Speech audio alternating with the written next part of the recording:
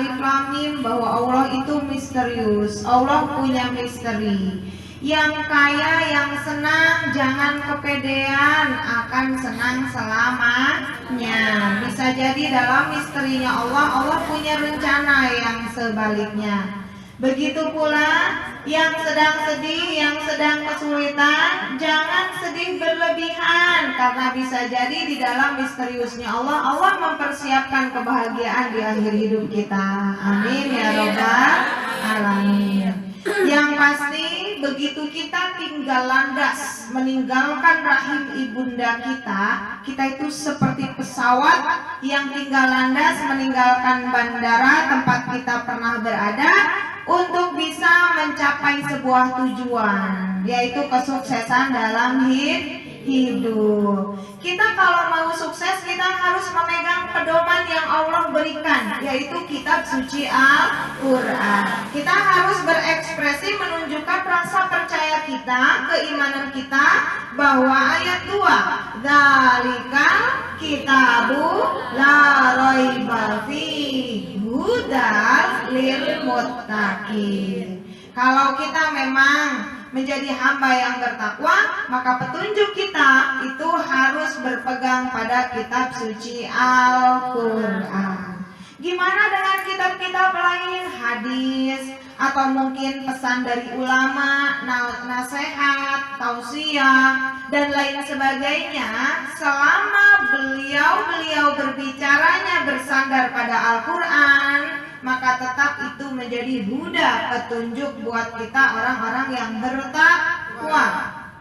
Ya, jadi tidak berbenturan. Syafi'i, Hambali, Maliki, beliau itu semua bersandar hidupnya pada Al-Quran. Semua sama-sama mengimani bahwa kitab Al-Quran itu tidak ada keraguan di dalamnya. Siapapun yang mengimani hal itu, maka kita pantas mendengarkan nasihatnya, mendengarkan tausiahnya. Bukan berarti hanya harus mendengarkan Bu Ismi, bukan hanya berarti harus mendengarkan ulama yang A saja, atau B saja, atau C saja, tidak.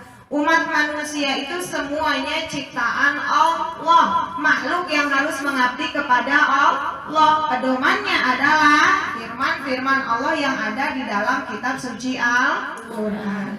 Orang-orang yang muttaqin, yang bertakwa, itu cirinya adalah satu, percaya kepada yang gaib. Kedua, harus mendirikan apa?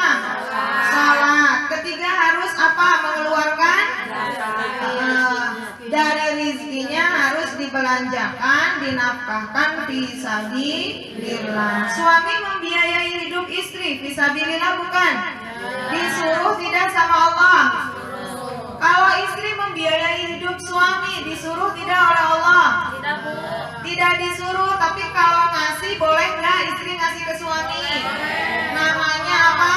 Sodaqoh, ya. Yang bersodakoh itu sama saja dengan menafkahkan rizkinya dari Allah untuk fisabilillah. Lalu orang bertakwa berikutnya adalah orang yang percaya dengan kitab. Kitab mana aja? Kitab yang terdahulu dan kitab yang ada di depan kita, yaitu kitab suci Al-Quran. Kalau orang tua kita memberikan kitab masa lalunya, biasanya kalau nenek moyang kita itu sayang kepada anak keturunannya, biasanya memberikan sebuah warisan berisi catatan-catatan ilmu pengetahuan beliau. Kalau itu sudah saya contohkan, isinya tidak berlawanan dengan Al-Quran, ambil. Namun kalau isinya berlawanan dengan Al-Quran, seperti yang saya contohkan kemarin, jauhkan.